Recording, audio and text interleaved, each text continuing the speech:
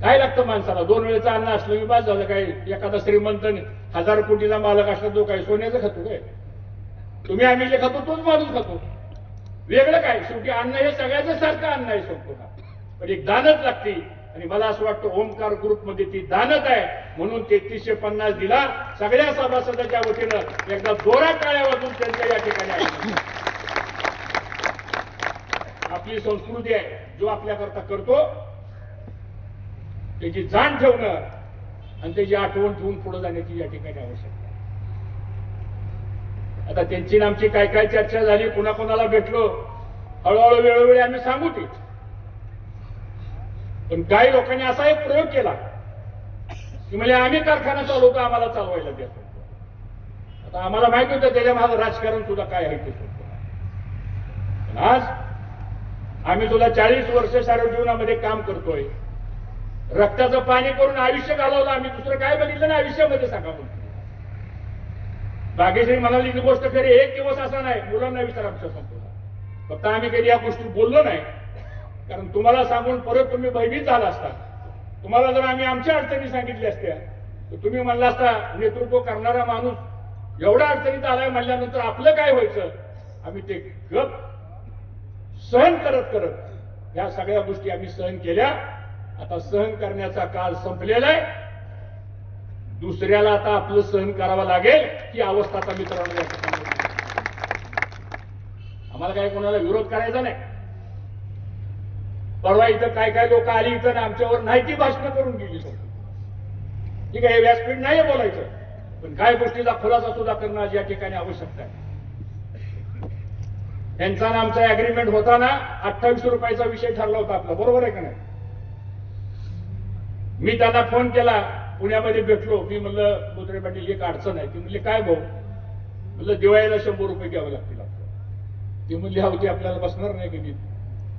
आणि म्हणलं साखर पण द्यावी लागेल. नाही म्हणले आता ते ह्याच्यात माझ्या ह्याच्यात काही बसत नाही म्हणले, बरोबर आहे का नाही? मी म्हणलं नाही, काय जरी असलं तरी माझ्या शेतकऱ्याची दिवाळी जर गोड करायची असेल तर 100 रुपये द्यावाच लागेल. तोटा झाला तरी हरकत नाही. त्यांनी एका मिनिटामध्ये होकार दिला आणि दुसऱ्या कारखान्याची टेंडर मधनं साखर घेऊन आणून आपल्याला साखर वाटप 3 दिवसात केलं का नाही? साखर वाटप साखर नाही केलं. 100 रुपये मिळाले का नाही? निराभिमानी 100 रुपये दिले, साखर वाटप केली. मग माझा प्रश्न असा आहे की आपले लोकप्रतिनिधी कृषी मंत्री आहेत, खूप अभ्यासू आहेत, खूप चांगलं काम करतात. त्यांच्यावर अख्ख्या राज्यातल्या 2 कोटी शेतकऱ्याचं भवितव्य अवलंबून आहे. का हो तुम्ही भावनगरला 100 रुपये जेवायला दिले? का दिले नाही 100 रुपये जेवायला? छत्रपती कारखाना तर या महाराष्ट्रातला पॉइनर कारखाना आहे. त्या कारखान्याकडे बघून या महाराष्ट्रातली कारखानदारी उभा राहिली. विखे पाटलांच्या कारखान्यात महाराष्ट्राची कारखानदारी उभा राहिली. आणि तुमच्या कारखान्याला 60 वर्ष झाले, म्हणजे आमचं वय आहे तेवढं त्या कारखान्याचं वय आहे. का 100 रुपये तुम्ही दिले नाही? तुम्ही आमच्या कारखान्याचं कर्ज काढता. तुमच्या कारखान्यावर गेल्या 12 वर्षामध्ये 650 कोटी रुपयाचं कर्ज काय केलं? विचारायचं नाही मी तुम्हाला. मी स्वतःचं ठेवायचं झाकून. आणि म्हणले निराविमा कारखाना म्हणजे कर्जात बुडलेला आहे, कर्मयोगी कारखाना कर्जात बुडलेला आहे. आता कोण कुठं बुडलेला आहे येणारा काळ ठरवणार आहे. आता अडचणी संपलेल्या आहेत मित्रांनो आपल्या. कारण तुमची जबाबदारी होती. या 2 कारखान्यामध्ये 40,000 शेतकरी ऊस घालतात. 40,000. काय सगळे मला मत देतात का? नाही, लोकशाही आहे, त्याच्या मनाप्रमाणे देतात ते. बघ तुमची जबाबदारी नव्हती का? आज इथं आमचं ड्रॉवर बंद करायचं, प्लेटचं कर्ज बंद करायचं, निराभिमाचा इथेनॉलचे म्हणले पैसे भरा, 20 कोटी रुपये भरले, 50 कोटीची शिफारस झाली, नाही दिलं कर्ज, अजून दिलं नाही कर्ज. आणि पत्र पाठवलं आम्हाला बँकेने. त्या पत्रात काय झालं माहिती का बँकेने? भविष्य काळात निराभिमा साखर कारखाना तोट्यात जाऊ शकतो म्हणून तुमचं कर्ज नामंजूर. भविष्य काळात माझं त्या पीडीसी बँकेच्या चेअरमनला आव्हान आहे, निराभिमाचा भविष्य काळ बघ. 6,200 टन प्रतिदिन कारखाना चाललाय, 11.25% रिकव्हरी आहे. ते भविष्य काळ आहे. हा भविष्य काळ आहे. तुमच्या सगळ्या बँका आम्ही चालवल्या, आम्ही उभ्या केल्या त्या बँका. तुम्ही नंतर त्या बँकेचे मालक झालाय. कोणती मदत केली बँकेने सांगा मला तुम्ही? तुमचं 11% 12% व्याज आहे, कधी वाटलं नाही तुम्हाला? शेतकऱ्यांची बँक आहे, 2-2 संचालक आहेत आपले भाऊ या भागातले. 2 संचालक बिनविरोध जातात. आम्ही बिनविरोध केले त्यांना 3 वेळा. तुमची जबाबदारी नाही का? का असा ठराव झाला नाही जिल्हा बँकेमध्ये?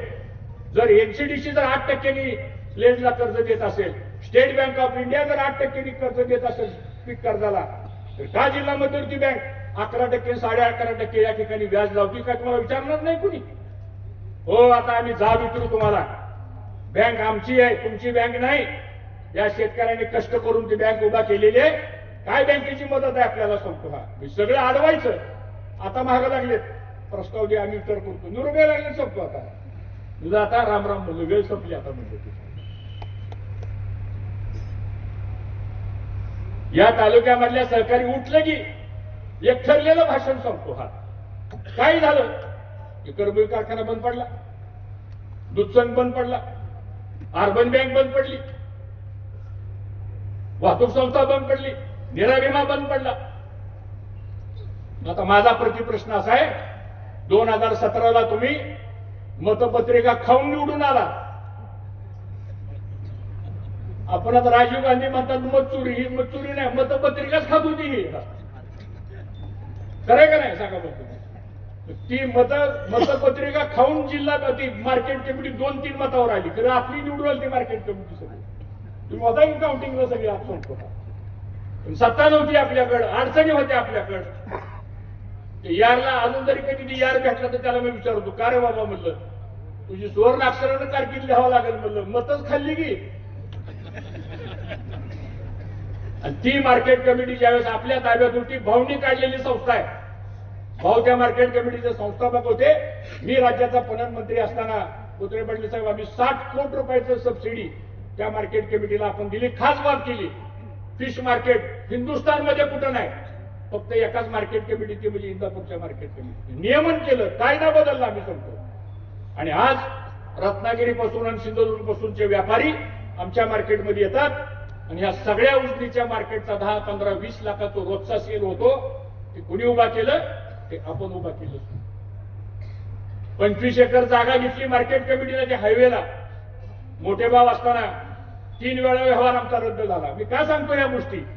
पण घेतली जागा आपण, ती 1.25 लाख रुपये एकरांनी जागा घेतली.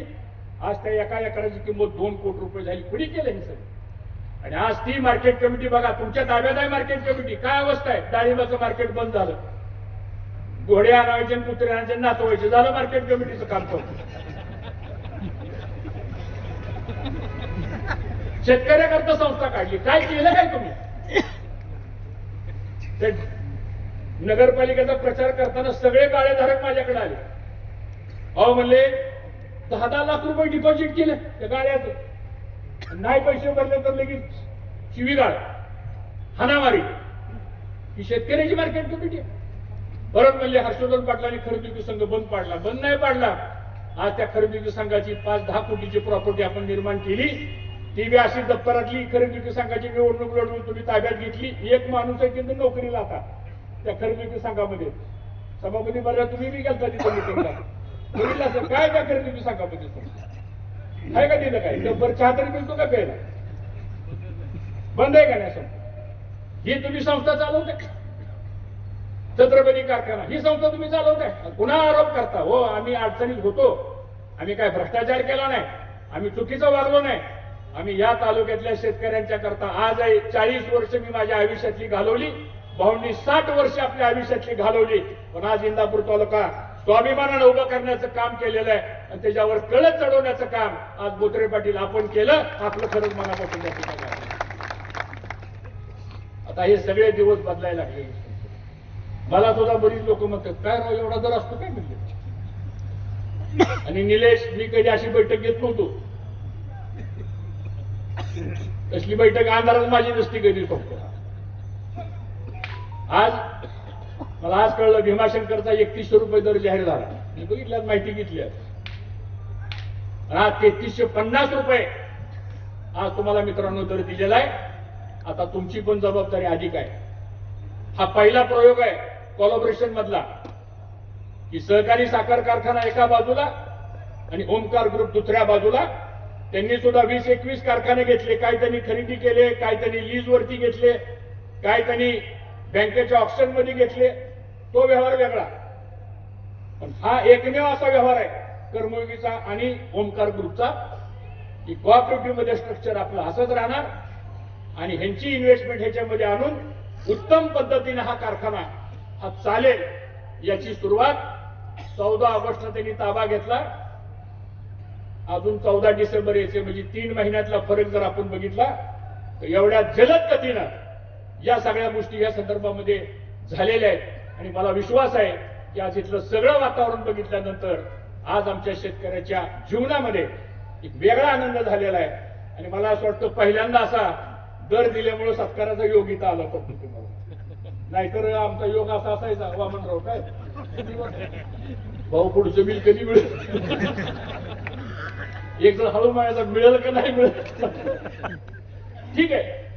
पण आम्ही संयमानं शांततेनं तुम्ही काय जरी बोललो तुमचं कारखाना बंद झाल्यानंतर आमच्या दोन्ही तिन्ही पीएचे फोन आला कोणाचा बिल कधी जमा होणार ठीक आहे. तोही दिवस आपण बघितले पण आपण कधी मागं हटलो नाही. मी आज आपल्याला सांगतो जीवात जीव असेपर्यंत या भागातल्या शेतकऱ्याचा एक नया पैसा सुद्धा अडचणीच्या काळामध्ये आपण ठेवला नाही आणि आता तर काळ बदललेला आहे. भविष्यामध्ये अधिकचे 2 पैसे आपल्याला कसे मिळतील या दृष्टीने आपण प्रयत्न करणार आहोत हे मला आपल्या सर्वांना या ठिकाणी मुद्दाम सांगायचं आणि म्हणून मी जास्त वेळ आपला घेणार नाही मित्रांनो, कारण आज एक वेगळा कार्यक्रम इथं आयोजित केलाय आपण. खरं म्हणजे बोत्रे पाटील यांचा जो काही ग्रुप आहे त्याची माहिती सुद्धा आपण घेण्याची आवश्यकता आहे. त्यांचा राजकारणाशी काही संबंध नाही. बऱ्याच वेळा लोकांना प्रश्न पडतो, मला या अगोदर प्रश्न पडायचा की ही एवढे 20-22 कारखाने कसे काय चालवतात. पण त्यांचं साधं आणि सोपं गणित आहे. ते गणित असं आहे की पहिला त्यांचं तत्व असं आहे की हा व्यवसाय करायचा. व्यवसाय करायचा म्हणल्यानंतर काही भूमिका मांडावं लागतात समजा. दुसरी भूमिका त्यांची अशी आहे की काटकसरीनं हा व्यवसाय चालला पाहिजे. तिसरी भूमिका अशी आहे की आपली नाळ शेतकऱ्याशी जोडल्या गेलेली आहे, त्यामुळे शेतकऱ्याचा विश्वास या उद्योगामध्ये आपल्यापासून हटता कामा नये. तो विश्वास कायम दृढ झाला पाहिजे ही त्यांची तिसरी भूमिका आहे. आणि चौथी भूमिका अशी आहे की ज्या कारखान्यामधून जे काही उत्पन्न तयार होईल माझं व्याज आणि ते जरी बाजूला गेलं तेवढं जरी गेलं तर शिल्लक राहिलेलं माझी अपेक्षा काय नाही, ते शिल्लक राहिलेलं अधिकचं 2 पैशाचं माप ते तुमच्या पदरात कसं टाकता येईल आपल्याला ही त्यांची या संदर्भातली भूमिका आहे. अशा साध्या सोप्या लॉजिकवर ते मला म्हणले मी हे सगळा उद्योग चालवतो.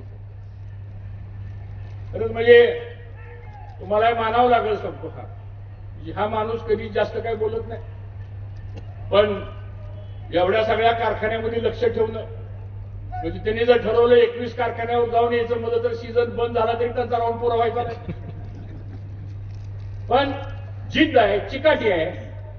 कुठेतरी शेतकऱ्याच्या कुटुंबामध्ये जन्म घेतलेला असल्यामुळं कदाचित काहीतरी आपल्याला शेतकऱ्याचं देणं लागत असेल कुठल्या तरी आपल्या पूर्वजन्मीच्या ह्याच्यामध्ये, त्या भावनेतनं आज ही मंडळी पुढे आलेली आहेत. आणि म्हणून आपल्या जिल्ह्यामध्ये आपल्या शेजारच्या तालुक्यातला एक शेतकऱ्याचा मुलगा यांनी हा कारखाना चांगल्या पद्धतीने चालवावा अशा प्रकारचा प्रयत्न या ठिकाणी आपण सुरू केलेला आहे. आज आपल्या कारखान्यामध्ये 2-3 गोष्टी अडचणीच्या झाल्या. एक, वेळ कमी मिळाल्यामुळं 10-15 दिवस आपले कारखाना सुरू करायला लागले. त्यामुळं आपल्याकडचे 5 बॉयलर आहेत, त्यातला एक बॉयलर तर आपण कधी 10-12 वर्षात लाईनवर घेतला नव्हता, तो त्यांना दुरुस्त करावा लागला. तो दुरुस्त करण्याकरता म्हणून लागणारं मटेरियल मिळत नव्हतं कारण त्या जुन्या साईज होत्या सगळ्या.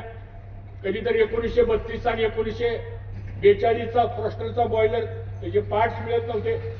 तेही त्यांनी जॉब वर्क करून मेहनत करून मागच्या 2 दिवसापूर्वी तो बॉयलर सुद्धा लाईनवर आला. अजून इन हाऊस साठी एक 3 मेगावॉटचं टर्बाईनचं काम राहिले, ते आज उद्या मला वाटतं पूर्ण होईल. आणि ते झाल्यानंतर आजपासून आजच 8300 टन क्रशिंग झालं. त्यामुळे आता उद्यापासून आपला कारखाना 9000 प्लसनी चालायला कुठलीही अडचण राहिली नाही हे मला या ठिकाणी सांगायचं. त्यामुळे आता प्लॅन्ट सुटसुटीत झाला. तुम्ही आता हे झालं नुसतं एक बघून या आपलं बॅगॅस सेव्हिंग किती आहे माहिती आहे का? माहिती घेतली का आपण? काय 12% बॅगॅस सेव्हिंग आहे. म्हणजे 2 लाख टन क्रशिंग आता होईल. आता यार्डामध्ये जवळजवळ 25 का 28 हजार टन बॅगॅस शिल्लक आहे. जर 12 लाख टन झालं तर 1.5 लाख मेट्रिक टन बगॅस आपल्याकडे शिल्लक राहील. म्हणजे बगॅस ठेवायचा कुठं सुभाष हा प्रश्न आहे. आता सगळं तेच आहे, पण कुठल्या तरी गोष्टीला एक योग लागतो आणि मला असं वाटतं तो सुवर्ण योग आता आपल्याला आलेला आहे. त्यामुळे आता प्रत्येकाच्या कुटुंबामध्ये आनंदाचे दिवस आता आल्याशिवाय राहणार नाहीत, ही अवस्था आता या संदर्भातली मित्रांनो निर्माण झालेली आहे. आणि म्हणून आपली जबाबदारी काय? आता मला सारखे शेतकऱ्यांचे फोन येतात, अहो भाऊ सांगा शेतकीला वाहनं टाकायला, वाहनं टाका. इथं वाहनच 15,000 टनाची आवक येते. माझी सगळ्याला हात जोडून विनंती सगळ्याला सांगतो, पाणी आहे आता, ऊस कोणाचाही राहणार नाही, सगळ्याचा ऊस जाणार आहे, अजिबात चिंता करू नका. त्यामुळं आता बऱ्याच लोकांनी तुडी बंद केल्यात बाहेरच्या कारखान्याच्या, वाहनं इकडे डायव्हर्ट व्हायला लागलेले आहेत. कारखाना जर 9,000 टनांनी चालला तर 6-6,500 टनाचा बॅलन्स राहील. एक शिफ्ट आपली 3,000नी चालेल, म्हणजे दुप्पट बॅलन्स राहील. जास्त बॅलन्स राहणं सुद्धा उशिरा राहिला तर रिकव्हरी परिणाम होईल. रिकव्हरी परिणाम झाला तर मग 3350चा आकडा कसा गाठायचा हाही प्रश्न परत आपल्या पुढे येईल. हे सगळं अर्थकारण जे आहे ते थोडं आपण समजून घेतलं पाहिजे. आणि मला असं वाटतं सगळ्यांनी एक खून गाठ बाळा. आम्ही दोघंही तुम्हाला ग्वाही देतो, एकाचंही टिपरू शेतात राहणार नाही. सगळं गाळप झाल्याशिवाय कारखाना बंद होणार नाही. बरोबर आहे का? लक्षात आहे ना? आता उगाच बाकीच्या गोष्टीची अडचण करू नका. बाहेर ऊस घातल्यावर काय काय त्रास होतो ती सांगायची गरज नाही. 12 वर्षाचा अनुभव तुमच्या नजरेला आहे. त्यामुळे आता व्यवस्थित सगळं झालंय. थोडं हा सीझन जर आपण 12 लाखाचा केला विथ प्रॉपर रिझल्ट आपण केले तर पुढच्या वर्षी मात्र आपण 15 लाख टनापर्यंत सुद्धा गाळप केल्याशिवाय राहायचं नाही. हे उद्दिष्ट सुद्धा आपल्याला आता पाळावं लागणार आहे. आणि त्याच पद्धतीनं मेरा भीमा कारखाना आणि कर्मयोगी कारखाना त्याचं कार्यक्षेत्र वेगळं आहे, पण दोन्ही कारखान्याचं नियोजन एक चांगल्या पद्धतीने आपण करतोय. अजून 1 वर्ष 2 वर्ष आपल्याला अजून अशीच मेहनत घ्यावी लागेल. एकदा का हे सगळं सेट व्यवस्थित झालं मग मात्र काही अडचण कुणाची येणार नाही. हळूहळू सगळं कॉम्प्युटरायझेशन होईल. सगळ्या तुडीचा प्रोग्राम, हार्वेस्टिंगचा प्रोग्राम, नोंदीचा प्रोग्राम, हे सगळं जे आहे हे आता नव्या पद्धतीने आपल्याला करावं लागेल. कामगारही सगळे आपले चांगलं काम करतायत. तर ह्या सगळ्या गोष्टी आपल्याला या पुढच्या काळामध्ये सुद्धा आपल्याला खूप चांगल्या पद्धतीनं पुढे जाण्याची आवश्यकता आहे. हे मला या निमित्तानं आपल्या सर्वांना सांगायचे. आता आपले पगार जर बघितले 2 कारखान्याचे, तर इथला पगार 1,70,00,000 1,50,00,000 रुपये साधारणतः महिन्याला होतोय आणि मेरा भीमाचा पगार साधारणतः 1 कोटी रुपये होतोय. मी दोन्ही कारखान्याचे पगार 2.5-3 कोटीच्या दरात जातो दोन्ही कारखान्याचे. मला काल छत्रपती कारखान्याचे चेअरमन भेटले, कालच भेटले मला. माणूस खरंच चांगला आहे बापू बरं का. पण आता काय झालंय, 22 वर्ष ज्याला बाजूला केलं ह्याने बाप धो धुतलं सगळं आणि आता बापूच्या गळ्यात घातलं. मला म्हणले बापू, मला म्हणले नामदार साहेब आमचा पगार 3.5 कोटी आहे म्हणले महिन्याला. कुत्रे पाटील 3.5 कोटी रुपये महिना छत्रपतीचा पगार. मी म्हणले एवढा? अहो म्हणले 850 माणसं कामाला लावलीत म्हणले आमच्या महाभागाने. 850 माणसं झाला. आता असे जर तुम्ही राज्याचं नेतृत्व करणारी माणसं जर अशी वागायला लागली तर संस्था, शेतकरी याचं काय भवितव्य काय राहणार आहे ह्याचं सांगा मला. आणि म्हणून आज आपण ह्या सगळ्या गोष्टी बारकाईनं, काटकसरीनं, शेवटी बघा म्हणजे आमचं तर दोघाचं असं ठरलंय, काय जरी असलं तर दराच्या बाबतीत कॉम्प्रोमाइज करायचं नाही. बरोबर आहे का? ऊसाचा दर हा कायमच आपल्या कारखान्याचा. आता या वहिनीचाही पायगुण चांगला दिसतोय मला वाटतं कोथरे पाटलाच्या विषयी, आणि तिकडे चेअरमन झाल्यानं आमच्या मंडळी त्यांचाही पायगुण मला दिसतोय. काय कळणच म्हणतो तुम्ही आता काय केल्या दोघींनी मला काही माहित नाही शकतो, पण चांगली गोष्ट आहे. त्यामुळे आता हळूच कुजबुज आहे. मेरा भीमाचं काय होतं तिकडे 3100 इकडे 3350 अशी हाच कुजबुज काय तर बापू कुठे बापूचं कसं असतं माहिती का, स्वतःला बोलायचं असतं, दुसऱ्याने असं असं म्हणलं असं बापू म्हणतात. ठीक आहे करू, तिथं मी मार्ग काढू आपण, काय काळजी करू नका. शेवटी ह्या सगळ्या संस्था शेतकऱ्यांच्या हिताकरता आहेत, चांगल्या चालल्या पाहिजे. कालच मी नागपूरला होतो, मग अशी आता राजू बोलला, मी नागपूरला गेलो. काय गेलो नागपूरला? कारण मला दिल्लीवरून निरोप आला की राज्य सरकारची शिफारस झाली पाहिजे. म्हणून काल देवेंद्र फडणवीस साहेबांना एक पत्र दिलं, एकनाथ शिंदेना एक पत्र दिलं. अजितदादाला भेटायला गेलो पण ते आलते इकडे निघून पुण्याला कुठेतरी, त्यामुळे त्यांची माझी भेटच झाली नाही. तर त्यांचं बी पत्र तयार केलं. आणि पत्रामध्ये 3च गोष्टी लिहिल्या, राज्य सरकारने केंद्र सरकारला MSP 41 रुपयाची शिफारस राज्य सरकारने करावी, ती मुख्यमंत्र्यांनी मान्य केली. आता आपली शिफारस राज्याची, मी देवेंद्र फडणवीस साहेबांचं पण अभिनंदन करतो, त्यांनी या ठिकाणी सांगितलं की आम्ही शिफारस या ठिकाणी करू. आता मगाशी मला दिल्लीवरून MDचा फोन आला, एक पत्र मागितलंय प्राईम मिनिस्टरच्या ऑफिसने आता आणि केंद्रीय गृहमंत्र्यांच्या ऑफिसमधून. आताच मला इथं बसले बसले मेसेज आला, उद्या सकाळी त्यांना एक पत्राची कॉपी द्यायची. आणि आम्ही अशी मागणी केली, दुसरी मागणी अशी केली की इथेनॉल जे आहे त्या इथेनॉलचे दर तुम्ही 2-3 वर्ष वाढवले नाही. तुम्ही फक्त सी मोलॅसिसचे दर वाढवले, तुम्ही बी हेवी मोलॅसिसचे दर वाढवले नाही, तुम्ही सिरप आणि ज्यूस इथेनॉलचे दर वाढवले नाही, ते दर वाढवा. कारण आमच्या डोक्यात आता ही 3350चा कसा हिशोब पुरा करायचा आहे ते डोक्यात आहे गणित आपल्या. नाही तर उद्या 30 पट्यात गेले म्हणजे पुन्हा आपली पंचायत व्हायची. कसं तरी एवढं आपदून कसं तरी आता रोळा झाली गाडी आपली. त्यामुळं सगळी सोंग करता येतात पण ते सोंग करता येत नाही आपल्याला. तर तो एक मार्ग आपण त्या ठिकाणी काढलाय. तिसरा मुद्दा, को जनरेशनला आपल्या कारखान्याला 6 रुपये 93 पैसे मिळणार आहेत त्या वर्षी युनिटला. नेरा विमाला सुद्धा 6 रुपये 93 पैसे मिळणार आहेत. कारण अजून एक वर्ष आहे, मी सहकार मंत्री असताना जे करार केले होते 2012-14ला, त्याचा फायदा कसा होतोय बघा. आज राज्य सरकारची पॉलिसी 4 रुपये 50 पैशाची आहे, आपल्याला 6 रुपये 93 पैसे रेट मिळणार आहे. आम्ही त्याच्यामध्ये अशी मागणी केली की 1.5 रुपया पर युनिट राज्य सरकारने आम्हाला अनुदान द्यावं त्या कोजन करता. त्याला देवेंद्र फडणवीस साहेब म्हणले ठीक आहे, मी या अधिवेशन संपल्यानंतर कॅबिनेटमध्ये चर्चा करून मार्ग काढू. सांगण्याचा उद्देश असा आहे, आता दुसरं एक पत्र मागितलंय केंद्र सरकारने की इथेनॉलला अजून 50 कोटीला परवानगी वाढवून देईल.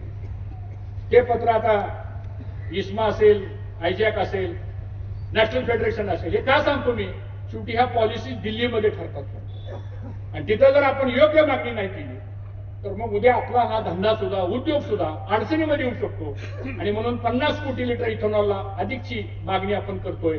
आणि आता 15 लाखाचा जो कोटा दिला एक्सपोर्टला, तो अजून 10 लाखांनी वाढवावा.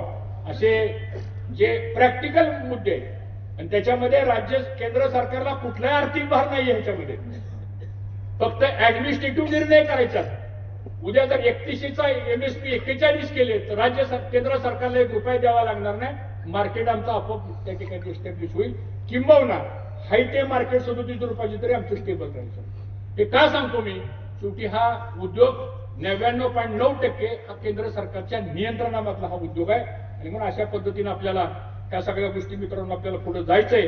आणि हे सगळं करत असताना येणाऱ्या भविष्य काळामध्ये कुठेतरी आपल्याला या सगळ्या साखर उद्योगाला न्याय प्राप्त देऊन देण्याची भूमिका आपल्याला या ठिकाणी करावं लागेल. आता आपल्या भागामध्ये मध्ये केळीची लागवड फार वाढली, ड्रॅगन फ्रूटची लागवड वाढली, डाळिंबाची लागवड वाढली, द्राक्षाची लागवड वाढली.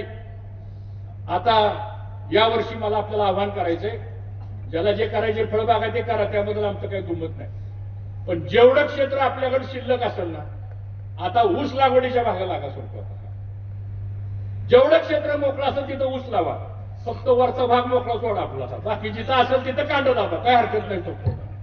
त्याचं कारण असं आहे की आता या पद्धतीने आपली कारखानदारी चालल्यानंतर चांगला भाव मिळेल, 2 पैसे शाश्वत आपल्या याच्यामध्ये येतील आणि त्यातून आपल्याला नव्या पुढच्या पिढीला सुद्धा एक चांगलं शिक्षण, चांगली घरं, नव्या पिढीला मुलांचं चांगलं संगोपन, शेवटी ह्या सगळ्या गोष्टी घडतात. अहो आता तुम्ही बुद्रे पाटील हा दर दिलाय ना, मीरा बेमाने दर दिलाय. इंदापूरची बाजारपेठ बघा कशी चालली आता. बघा 1 वर्षानंतर इंदापूरची बाजारपेठ कोणत्या लेवलला जाते बघा तुम्हाला सांगतो. त्याचं कारण असं आहे, शेवटी आर्थिक परिवर्तन या सगळ्या बाबतीमध्ये आपल्याला करावं लागेल. आणि ऊसाचं क्षेत्र वाढवा. ऊसतोडीचा प्रोग्राम जरी थोडा विलंब झाला तरी संयम बाळगा. कोणाचा ऊस राहणार नाही असं काय नाही की तुम्हाला 6 महिने थांबायचे, 8-15 दिवस मागे पुढे होईल, एवढंच होईल. ह्याच्यापेक्षा जास्त काय होणार नाही. रोज जर 15,000 टन ऊस तुटत असेल तर किती एकर क्षेत्र रोज कमी होणार आहे ह्याचा हिशोब करा तुम्ही. त्यामुळं दुसऱ्या कुठल्या कारखान्याला ऊस जाऊन देऊ नका, नाहीतर मग आता ती लवकर नेते मग मी तिकडे चाललो असं करू नका. थोडासा संयम बाळगा. नाही तर मग आपलं गाळं जर कमी झालं तर उत्पादन खर्च आपला वाढेल, बाकीचे खर्च आपले वाढतील आणि पुन्हा पुढच्या वर्षी कारखाने चालू करायला आर्थिक अडचणी येतील. हे साधं चक्र असतं, हे थोडंसं बारकाईने आपण बघा. EIचा वापर आपल्याला करावा लागेल मित्रांनो. अजून आपल्याला आर्टिफिशियल इंटेलिजन्सचं खरंच काय अजून तुम्हाला महत्व कळलं. माझं म्हणणं असं आहे, आपल्या कार्यक्षेत्रामध्ये 40,000 एकर क्षेत्र ऊसाखाली आहे. आमच्या ह्या कार्यक्षेत्रामध्ये 40,000. एक साल तर आपल्याकडे 44,000 एकराची नोंद होती कर्मयोगीची. पण ठीक आहे, आता आम्ही 40,000 एकरच म्हणतो. पण 40,000 एकरामध्ये जर 10 टन ऊस आपण जर वाढवला तर 4 लाख टन ऊस आपला वाढतो. हा एक क्षेत्रामध्ये बरं का सांगतो. आणि तुम्हाला पण 10 टनाचे पैसे जास्त मिळतील. आणि म्हणून कमीत कमी क्षेत्रामध्ये जास्तीत जास्त उत्पादन कसं घेता येईल आपल्याला, हा जर प्रयोग आपण केला, इकडे 40,000 आणि तिकडे 20,000, 60,000 एकर ऊस याचं आपण कॉम्प्रिहेन्सिव्ह प्लॅनिंग आपण करू. आणि येणाऱ्या पुढच्या काळामध्ये अजून ह्यापेक्षा आपल्याला जर महाराष्ट्रामध्ये नंबर 1चा जर द्यायचा असेल आपल्याला, तर आपली रिकव्हरी 12.5च्या पुढं ही न्यावीच लागणार आहे आपल्याला. आणि मला विश्वास आहे की तशा पद्धतीचा प्रयत्न आपल्या ह्या माध्यमातून होईल, अशा प्रकारची खात्री बाळगतो. आज पुन्हा एकदा इथं आपण सर्वजण आलात, बोत्रे पाटील आपण, आपल्या सुविध पत्नी इथं आला, तर म्हणजे आमचा हा सगळा कर्मयोगी परिवार हा गरीब माणसं आहेत, आमची प्रामाणिक माणसं आहेत, निष्ठेची माणसं आहेत.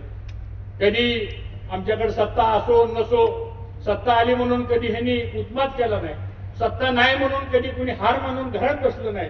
पण कायम माणसं आमच्या खांद्याला खांदा लावून आमच्यावर प्रेम करत करत आज माझ्यासारख्या कार्यकर्त्याला एवढं भरभरून प्रेम ह्या लोकांनी दिलेलं आहे.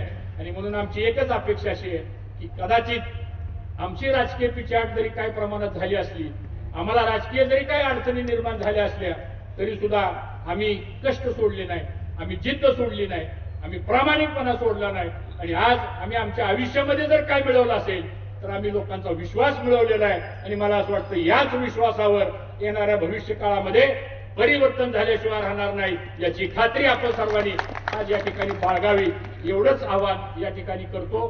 पुन्हा एकदा सगळ्या माझ्या कार्यकर्त्याला आणि शेतकऱ्याला माझं आव्हान आहे, सगळा ऊस आपण या 2 कारखान्याला द्या. खरं सांगतो, एवढा तर प्रयोग करायचा आता सांगतो. नाहीतर मग मी माझा आता खोडवा तिकडे घातला, आडसाले इकडे घालतो. बघा, दर देताना आम्ही दुहेरी निष्ठा नाही ठेवली, त्यांनी पण दुहेरी निष्ठा खरंच नाही ठेवली. दर देताना मोकळेपणानं दर दिला, तसं आपण सुद्धा दुहेरी निष्ठा ठेवू नका. आहेत काही लोक 5-10% आता ही म्हणतात ती बरोबर आहे, ज्यांनी 12 वर्ष ऊस घातला नाही ती सगळ्यात त्याचा ऊस सगळ्यात पहिला इथे ती गावात माणसं म्हणतात ना, बघा की आतापर्यंत त्या कारखान्याचा एजंट होता ती, आणि आता इकडे ऊस घालतोय. ठीक आहे, झालंही झालं आता, पण आपण सुद्धा या सगळ्या गोष्टी नीटपणानं बघून आपण करा. काही अडचण आली तर इथं तावरे साहेब आहेत, आमची शेतकीचे अधिकारी इथं आहेत, आम्ही रोज इथंच आहे, संचालक मंडळ सगळं इथंच आहे. आपली रोजची 1000-500 लोकांचा रोज आपला संपर्क असतो सगळा. त्यामुळं एकामेकाशी कम्युनिकेशन ठेवा, संवाद ठेवा. आणि आज आपण ही जी काही संवाद बैठक घेतली ती केवळ आणि केवळ आपल्या कारखान्याचं पुढची दिशा, शेतकऱ्यांची दिशा कशी असेल या पद्धतीचा प्रयत्न आपण या ठिकाणी करू. कामगारांनाही मला या ठिकाणी सांगायचंय, आपण हे खूप चांगलं काम करताय, मेहनत करताय. अजून येणाऱ्या पुढच्या काळामध्ये सुद्धा तुम्हालाही कसल्या प्रकारची अडचण येणार नाही. कुणीतरी येऊन काहीतरी सांगेल, कुणीतरी काहीतरी कान भरवण्याचा प्रयत्न करतील. आता एक मात्र आहे बघा, आबा आता काय झालंय, माणसं हुडकतात आता हर्षवर्धन पाटलाला अडवायचं कुठं. आता हे एक आता नवीन तंत्र सुरू झाले. आता मी काय आयुष्यात कधी कुस्त्या केल्या नाही, पण मी पण 10 वर्ष कोल्हापूरचा पालकमंत्री होतो. त्यामुळं सगळ्या गोष्टी आमच्या रोज कानावर येतात. पण आता मात्र काय मागं हटायचे काय कारण नाही. आता पुढचं परिवर्तन घडवायचंय आपल्याला, आणि ते जर घडवायचं असेल आपल्याला तर तुम्ही अडचणीच्या काळात आमच्या मागे उभा राहिला, याही पुढच्या काळामध्ये अधिक ताकदीनं आपण उभा राहाल असा विश्वास व्यक्त करतो. आणि आपल्या सगळ्यांचं पुन्हा एकदा अंतकरणापासून आभार मानतो. बोत्रे पाटील आणि त्यांच्या सर्व ग्रुपचं मनापासून अभिनंदन करतो आणि माझं लांबलेलं भाषण संपवतो. जय हिंद, जय महाराष्ट्र. धन्यवाद साहेब, आपल्यासारख्या खंबीर नेतृत्वाचा आम्हाला